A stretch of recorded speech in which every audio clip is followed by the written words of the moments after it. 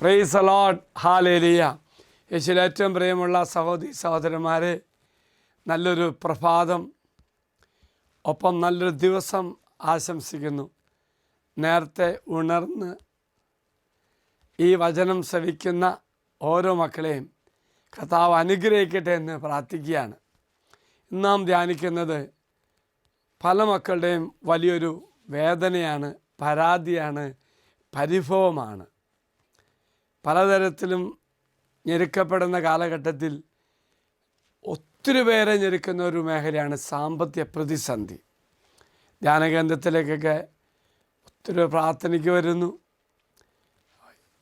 ഒട്ടും മുന്നേറാൻ പറ്റാത്ത പലതരത്തിലും സാമ്പത്തിക തകർച്ച അനുഭവിക്കുന്നു. ജപ്തി നോട്ടീസ് ലഭിക്കുന്നു, കടബാധ്യത മാറുന്നില്ല. പലരും പറയും കിട്ടുന്ന ശമ്പളം മുഴുവൻ പലിശയിലേക്ക് അടയ്ക്കാൻ പറ്റുന്നുള്ളൂ, എങ്ങനെ മുന്നോട്ട് പോകുമെന്ന് അറിയത്തില്ല. എങ്കിൽ പ്രിയമുള്ള സഹോദര സഹോദരി, ഈ ദിവസം ദൈവം അങ്ങനെയുള്ള മക്കളെ അനുഗ്രഹിക്കട്ടെ എന്ന് പ്രത്യേകം പ്രാർത്ഥിക്കുക.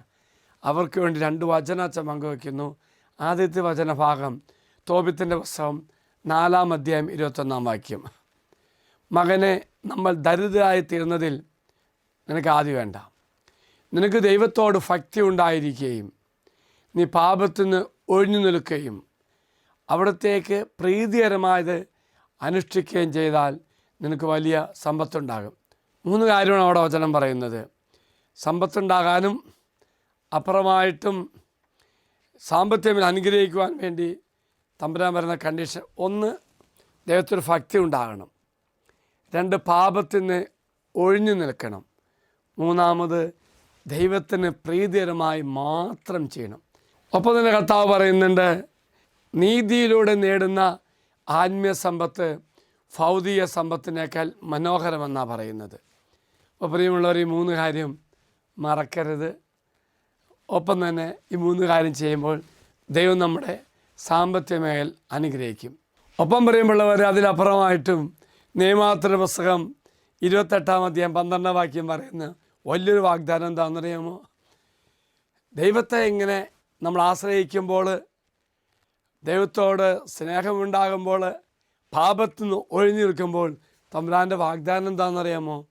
നിയമാവർത്തന പുസ്തകം 28:12 പറയുന്നു, കർത്താവ് തൻ്റെ വിശിഷ്ട ഭണ്ഡാകാരമായ ആകാശം തുറന്ന് നിൻ്റെ ദേശത്ത് തക്ക സമയത്ത് മഴ പെയ്യിപ്പിച്ച് നിൻ്റെ എല്ലാ പ്രയത്നങ്ങളും അനുഗ്രഹിക്കും.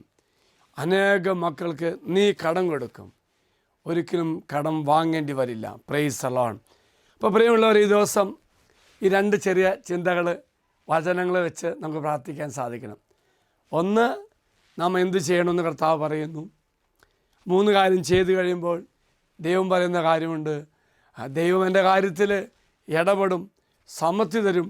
ഇന്നലെ വരെ ഞാൻ കടം വാങ്ങിച്ച വ്യക്തിയാണെങ്കിൽ ഇന്ന് ഞാൻ അനേകർ കടം കൊടുക്കും. നമ്മുടെ ജീവിതത്തിൽ സമ്മതി നൽകുന്ന ഒരു കർത്താവിൻ്റെ ചിത്രമാണ് ഇതിലൂടെ വ്യക്തമാക്കുന്നത്. എങ്കിൽ അച്ഛൻ നിങ്ങൾക്ക് വേണ്ടി പ്രാർത്ഥിക്കാം. സാമ്പത്തിക പരാതി അനുഭവിക്കുന്ന മക്കൾ ഈ വചനത്തിൻ്റെ യോഗ്യതയാൽ ക്ലെയിം ചെയ്ത് പ്രാർത്ഥിക്കണം. തീർച്ചയായിട്ടും കർത്താവ് നമ്മെ അനുഗ്രഹിക്കും. നിങ്ങൾ സാമ്പത്തിക മേഖല കർത്താവ് ഏറ്റെടുക്കും. ദൈവം നിങ്ങളെല്ലാവരും അനുഗ്രഹിക്കട്ടെ എന്ന് പ്രാർത്ഥിക്കുന്നു. അച്ഛൻ ഈശ്വരാശീർവാദം തരാം. നമ്മുടെ കർത്താവായ ഈശോ കൃപയും പിതാവായ ദൈവത്തിൻ്റെ സ്നേഹവും പരിശുദ്ധാത്മാവിൻ്റെ സഹവാസവും നാം എല്ലാവരോടും കൂടെ ഉണ്ടായിരിക്കട്ടെ, ഇപ്പോഴും എപ്പോഴും എന്നേക്കും. ആമേൻ. ഒരു നല്ല ദിവസം ആശംസിക്കുന്നു. എല്ലാവരും കർത്താവ് അനുഗ്രഹിക്കട്ടെ.